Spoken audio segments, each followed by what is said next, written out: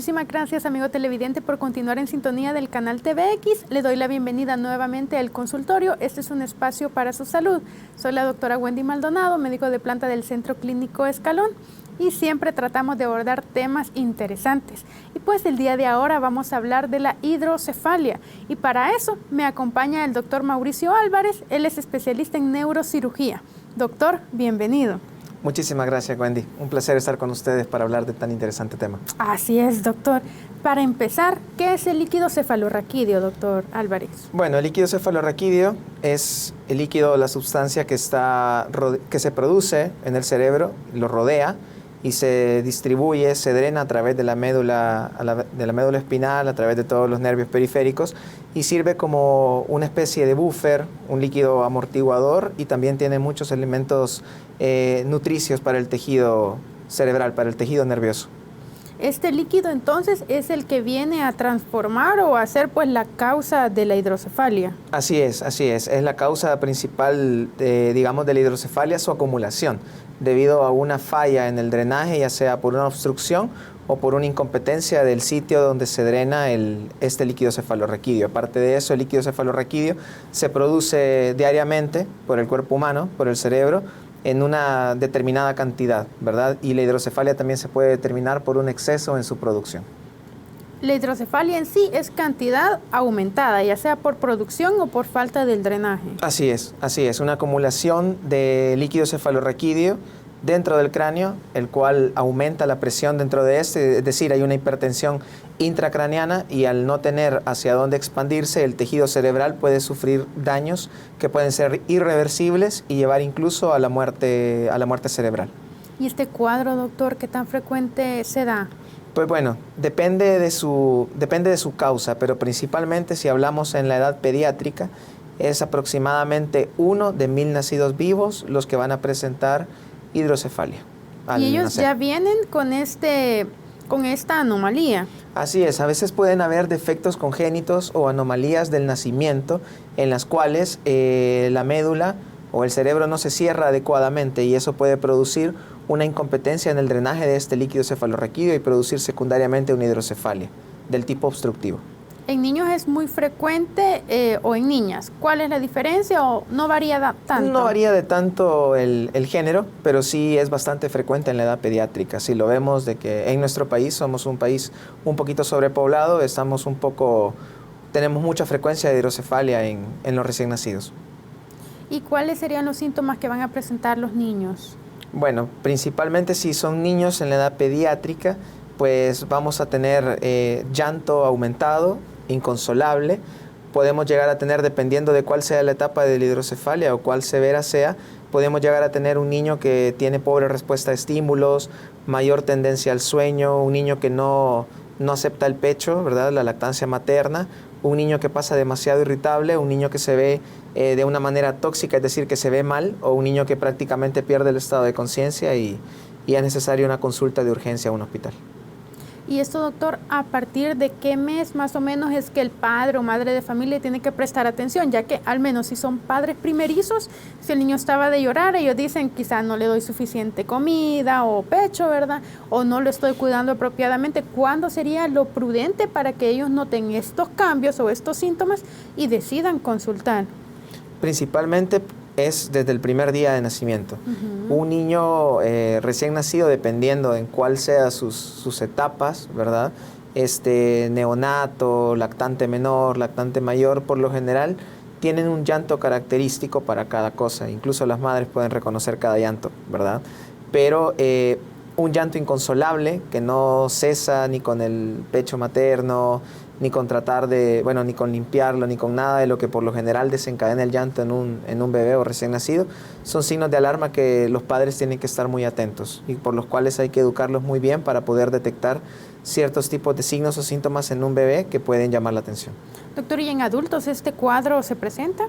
Sí, también se presenta y puede ser muy frecuente, dependiendo de sus causas, ¿verdad? Hay diferentes causas de una hidrocefalia, las cuales pueden ser sangrados, ¿verdad?, derrames cerebrales, ataques cerebrovasculares como hemorragias subaracnoideas, tumores cerebrales que también puedan causar un efecto de masa importante dentro del cráneo y tapar el sistema de drenaje del líquido cefalorraquídeo.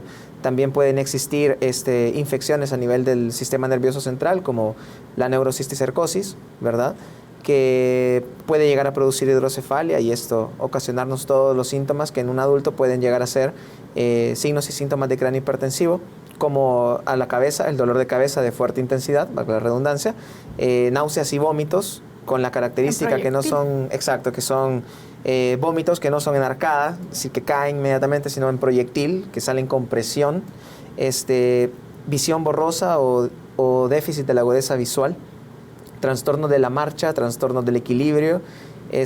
Aparte de eso, puede haber deterioro neurológico, puede haber desorientación ocasional o persistente, pueden haber convulsiones e incluso un estado en que el paciente pierde el estado de conciencia totalmente y queda aparentemente muerto. Hay que llevarlo a un centro asistencial lo más pronto posible que maneje la complejidad para poder tratar este tipo de patología. Sin una causa aparente. Sin una causa aparente, así es. ¿El inicio de estos síntomas en un adulto es insidioso, es agudo o va progresando, doctor?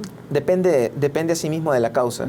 Por ejemplo, muchos pacientes que presentan hidrocefalia secundaria a un tumor, hay tumores de crecimiento lento que van tapando sistemáticamente o poco a poco el sistema de drenaje y los pacientes comienzan a presentar síntomas como dolores de cabeza cada vez más frecuentes, cada vez más intensos, más duraderos los episodios de dolor. Posteriormente se acompañan de náuseas, vómitos y puede llegar al punto que el tumor tapa totalmente el sistema de drenaje y entonces la hidrocefalia se presenta con un cuadro bastante insidioso y el paciente presenta un rápido deterioro de su estado neurológico. Al momento del diagnóstico, ¿cuáles son los estudios que se realizan? Principalmente a la cabeza la tomografía cerebral computarizada, simple, es decir, sin contraste, lo cual nos traduce fácilmente una hidrocefalia al nosotros poder ver varias características. Hay varios criterios a nivel de imagen, principalmente la dilatación de los ventrículos cerebrales, que es donde se almacena el líquido cefalorraquídeo, inflamación alrededor de estas cámaras conocidas como ventrículos e incluso cierta compresión a nivel del tejido cerebral contra el cráneo que lo está rodeando, principalmente la tomografía, pero también podemos tener estudios como la resonancia magnética, que también es un estudio de imagen que nos brinda mucha información. A su vez también la punción lumbar, que es un estudio, es un pinchacito en la espalda para tratar de obtener líquido cefalorraquídeo y nosotros podemos medir la presión con la cual sale este líquido.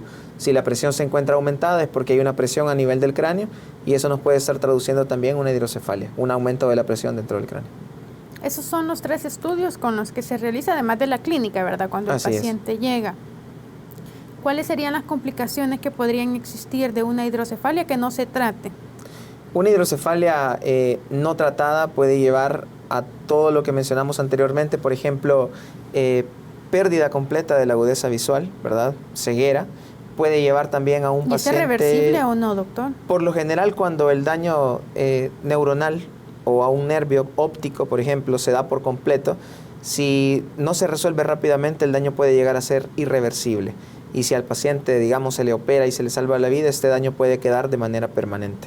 Si no se trata la hidrocefalia y se deja continuar la evolución natural de la enfermedad, es que el paciente puede llegar a un estado de muerte cerebral, lo que se conoce comúnmente como un estado vegetativo, persistente, o incluso a la muerte, a la pérdida de las funciones vitales como el latido cardíaco, la respiración, y eso evidentemente llevar a un paro cardiorrespiratorio al paciente. Y en cuanto al manejo o el tratamiento, ¿qué alternativas hay? Hay varias alternativas de tratamiento para una hidrocefalia.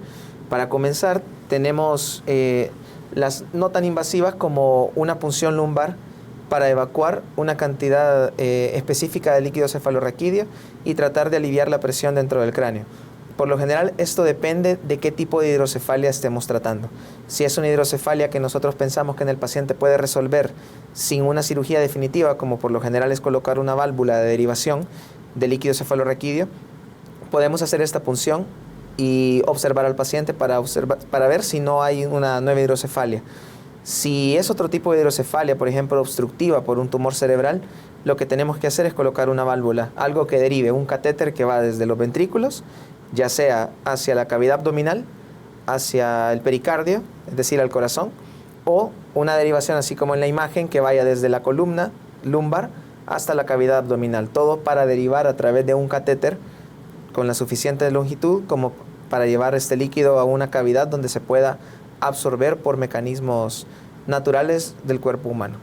Doctor, como usted mencionó de las causas, ¿verdad? Ya sea que haya algo que evite el drenaje adecuado o que lo produzca en aumento, en cantidad aumentada. ¿Hay alguna forma de cesar la producción alterada o aumentada de este líquido? Así es. Existe también el tratamiento médico para la hidrocefalia, el cual también al momento no se tiene como un tratamiento definitivo, sino como para pruebas terapéuticas.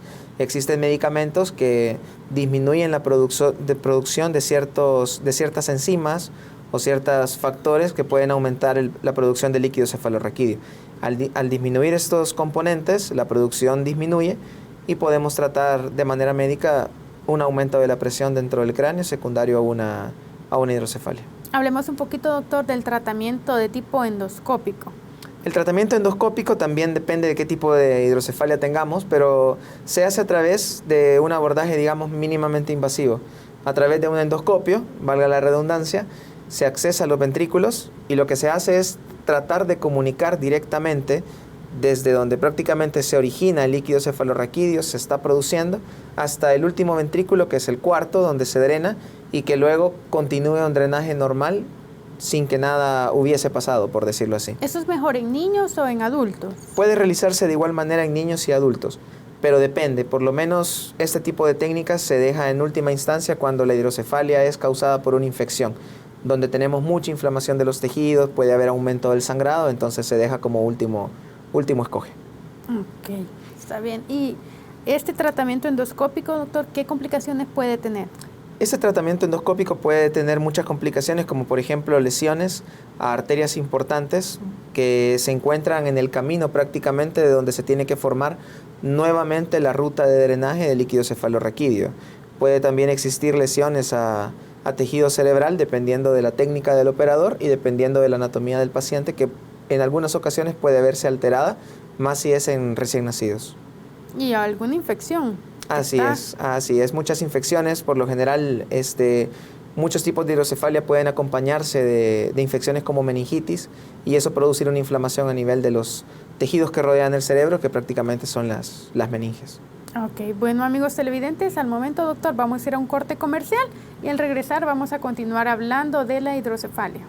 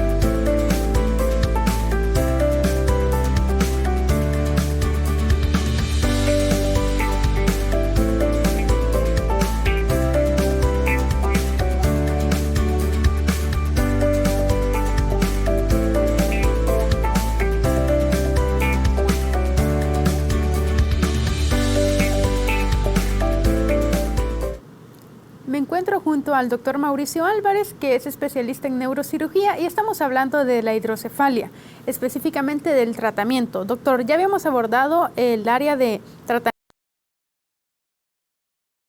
pero hay otro manejo. ¿Cuál sería este, doctor? El otro manejo es realmente un manejo bastante innovador, reciente, que todavía está bajo protocolos y análisis de estudio para poder validarlo y ocuparlo como un tratamiento estándar, que es el tratamiento endovascular. Es decir, muchísimo más mínimamente invasivo que el endoscópico que estábamos hablando anteriormente, y consiste en hacer un abordaje a través de la vena femoral, que es la vena que tenemos acá en la ingle, subir con un sistema de catéteres y llegar hasta un lugar muy importante, que es una vena importante a nivel cerebral, que comunica directamente con un ventrículo, con una de las cavidades donde está albergado este líquido cefalorraquídeo. hacer una pequeña perforación y es prácticamente un dispositivo microscópico el que va a drenar el líquido cefalorraquídeo hacia el sistema venoso y de esa manera lograr que el sistema de drenaje empiece a ser competente, pero a través de una vía que prácticamente no es la natural.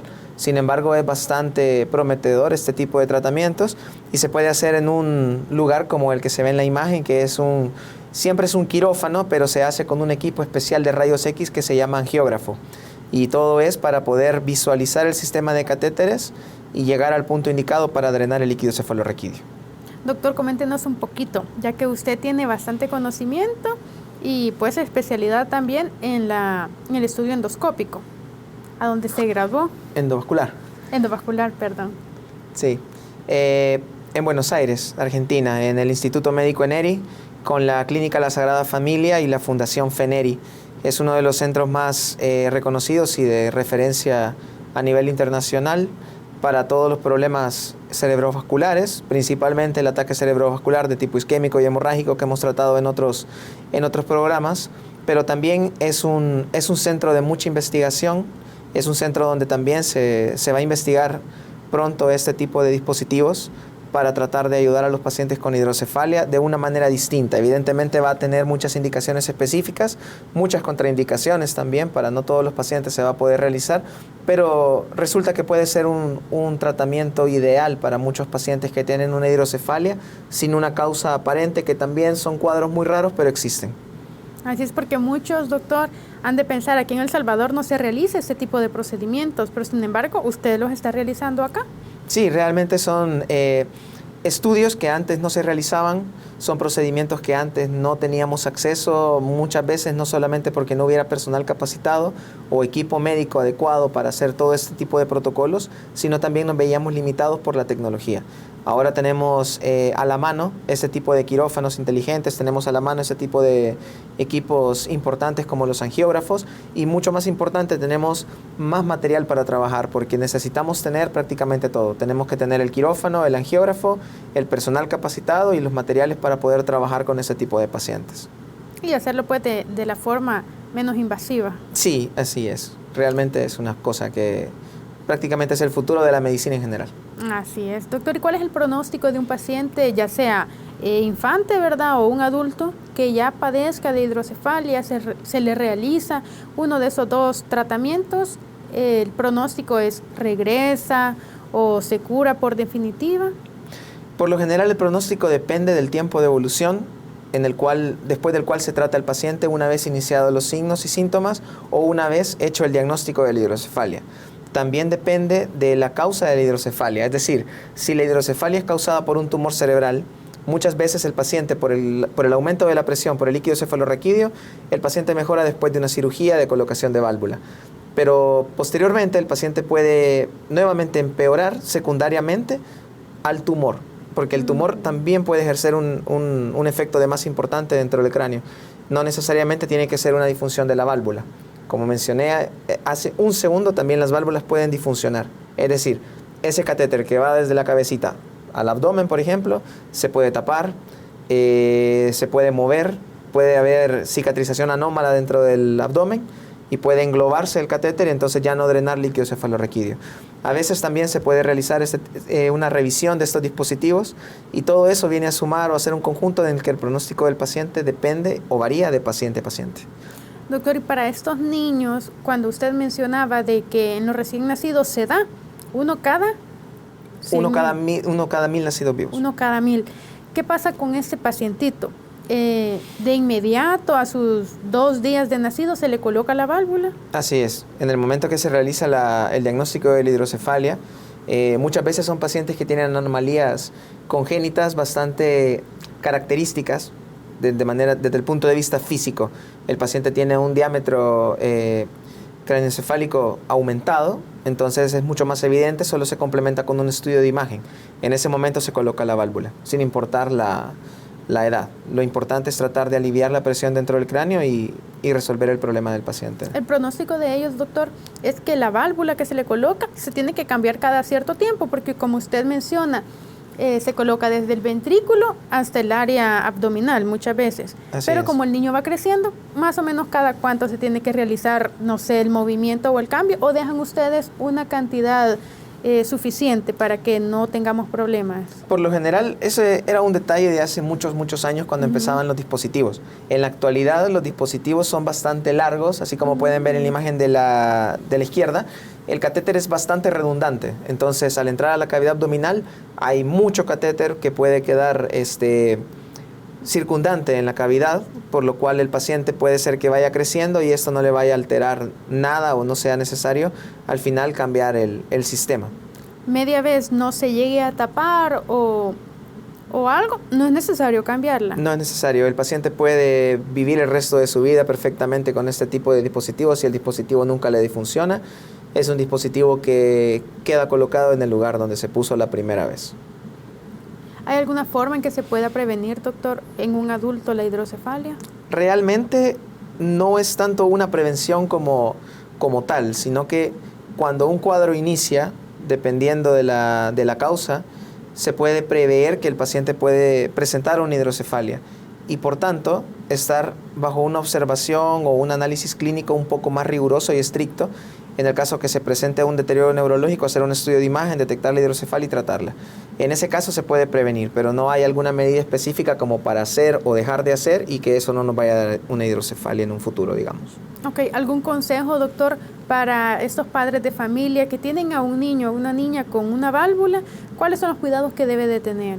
Los cuidados más importantes, el neurocirujano que le coloque la válvula le va a explicar al padre dónde está el reservorio de la válvula, que prácticamente es una vejiguita que queda debajo del cuero cabelludo y el padre de familia puede estarla tocando y es una manera indirecta de revisar el sistema de derivación ventrículo-peritoneal. Si este sistema se aprieta, colapsa, ya no llena o se aprieta y no colapsa, son signos de que la válvula puede estar disfuncionante y eso tiene que hacer al padre de familia consultar con el neurocirujano pediatra en el momento que eso suceda. ¿Qué pasa cuando un niño ya tiene la válvula porque desde el nacimiento se le colocó? Pero, ¿qué síntomas tiene que estar pendiente el padre de familia para llevarlo? Ya que, digamos, aunque pueda utilizar la válvula o ver si funciona, el niño empieza a sentir o a presentar síntomas. ¿Qué síntomas serían esos para que estén alerta los padres de familia que tengan a un niño con una válvula?